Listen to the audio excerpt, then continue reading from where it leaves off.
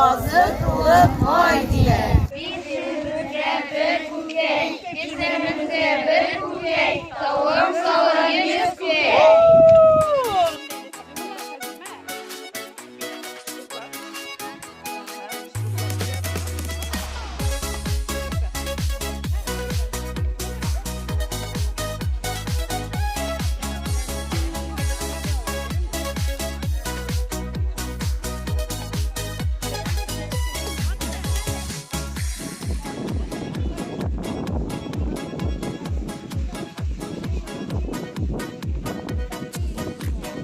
Yapanı kuştan şemine konfit, yumurta, hem şiklavuk. Şiklavuk da üstüne iken bitalar.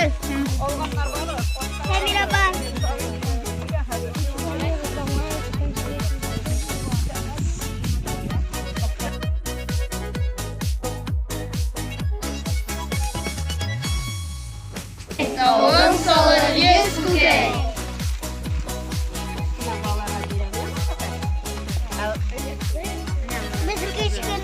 Ay, sizga indiğin birinçiliğinde. Yarulinlar hocalığı göresiniz sizga ne kadar kuştireş hazırlagan bağlar. Hatta ki kuymak bilen kompot da var mında. Ay ay ay ay ay.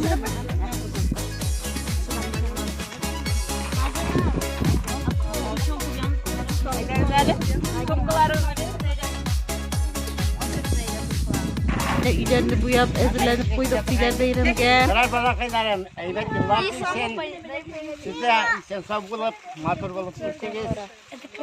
Yıllar bay bulsun onlar, sen uçlar bulsun.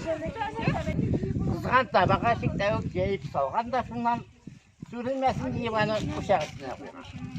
Elimdeki sözümde deyip sırçık tabaka çıkan. Yine çırlap büterizgen, onun keyfi yetişken.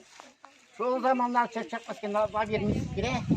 Koydağına basmasın o kızgan tabadı bile.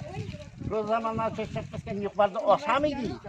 Sikeri bir kadeten eli de toşla mıydı? Ne çıktığını koyup duruyor, bir vakit duruyor, bakayım. O yakıp çıkan iki hanımına. Ramazan abi inçenci klasta okuğanda yoklagan idiniz bu şiirini. Başlangıçta okuğanda okudum. Bizimizge bir kukey, tavuğum salır 100 kukey. Mene alarının bağlar tavukları yumurta salmayken pechenye salayken. Gördünüz mü sizga ne ditemli pechenyeler hazırlangan. Hadi bir hadi. Oy oy. Manda şokkat kış bulgan. İslam'ın kıtağında köprek bulgan. Ay ay ay ay.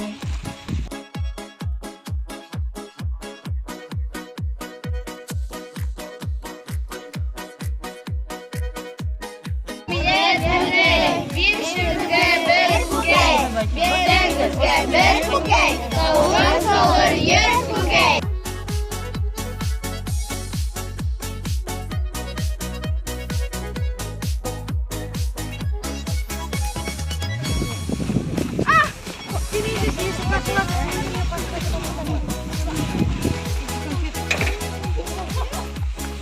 Hoppa.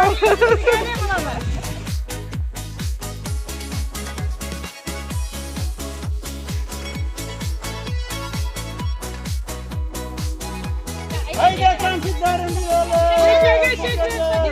Hadi akşam havalarga.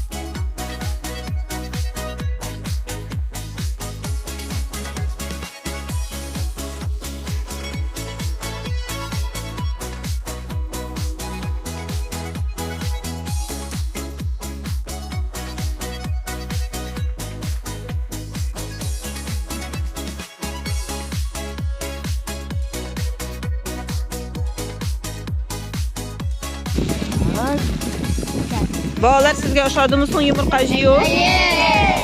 Ayrışa koysa ülüşü oşadı. Bigen var mintirin değil mi? He? Kampot işkeni mi, su işkeni mi? Barısı da oşadı şulay. Bir yedik de bugün balalar sizin bilen. Demli yumurkalar da yedik, konfitler, pişinler da yedik. Kiles yılga da çıkabız mı indi şu yılabızda öterge?